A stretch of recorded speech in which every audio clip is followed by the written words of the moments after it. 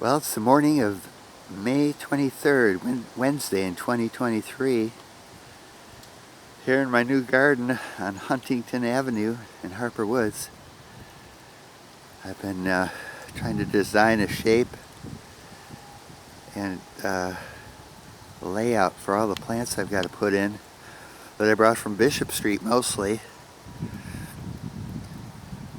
I have what I think looks like a pretty good design. I've got to begin placing the pots in the ground.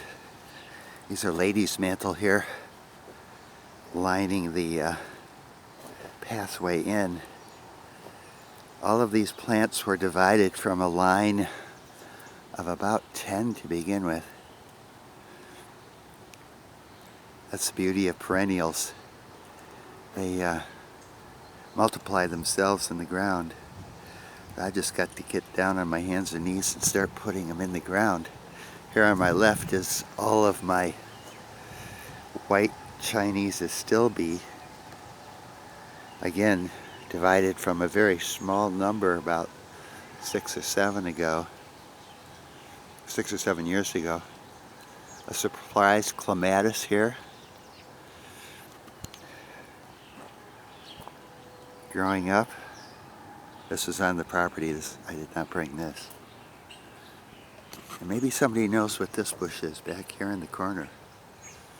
Beautiful shades of red with like a little berry flower, it looks like, out on the tips. I thought it was Weigella at first, but I'm not sure now. I haven't identified this corner bush yet. Maybe you know and could let me know. So, hands and knees time. Got to sink all of these perennials, ladies' mantle and Chinese white Astilbe, and I put my white geraniums on the corner rings on the outer edge.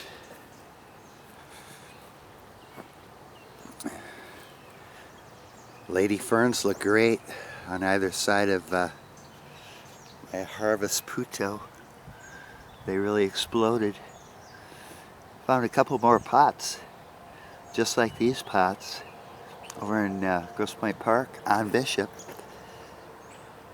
Have to paint them, and I'll have 4 identical pots. I like to repeat the same design if I can, so I don't have too much variety going. I like to keep the pots tight in just a couple categories in terms of color and design.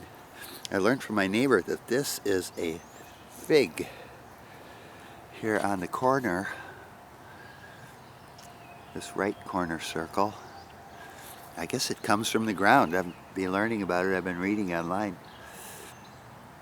It can be worked in a container, or you just watch it come back from the earth if it was too cold during the winter and it wasn't sufficiently mulched or protected. I guess all these sticks can be cut away. That's last year's growth, and it doesn't grow on the new wood, I don't think. And here's my other circle of white geraniums. So I have white geraniums at both of the corners. About 14 plants that I overwinter, white geraniums. I doubled them with cutting propagations this spring indoors. So my count of about 30 or 15 is up to 30 now. That's good. These violet iris, purple iris, these were on the property too. I learned from the neighbor that the previous owners here had seen these along the roadside when they were down for the Kentucky Derby a few years ago and picked them up. And we're planting them here on this property and then next door as well. Nothing too spectacular, but a nice little color surprise here in early spring, or I guess I should say mid-spring. We're only a month away from summer now.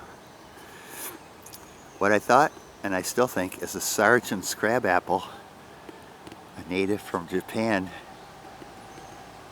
just finished its bloom. You can see all the little white petals on the path.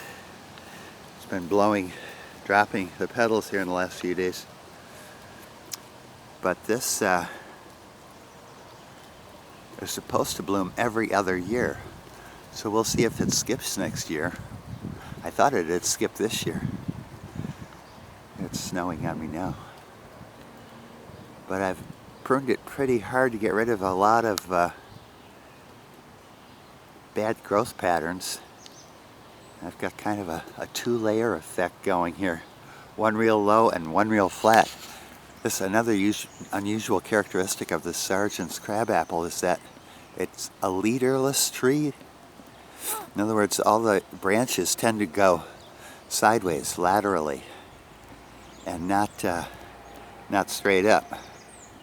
And you kind of see that in some Japanese art. So, getting to know this Sargent crabapple, it's a beautiful tree. From the distance, I like these horizontal layers that it puts out with its limbs. But I've cut a lot off of it because it really crowds itself, as you can see up in the upper canopy here. Plus, it's two trees really, planted right next to one another, so that adds to the problem of overcrowding. But I've tried to separate them, the right trunk going low, the left trunk going high, just to try and open up for air ventilation and better environment for it to prosper. Well, that's the size of things here Wednesday morning, May 23rd. Time for the trowel, hands and knees trowel work. Got to get all these perennials in and annuals. Here we're already a week past Mother's Day, and I still got pots sitting.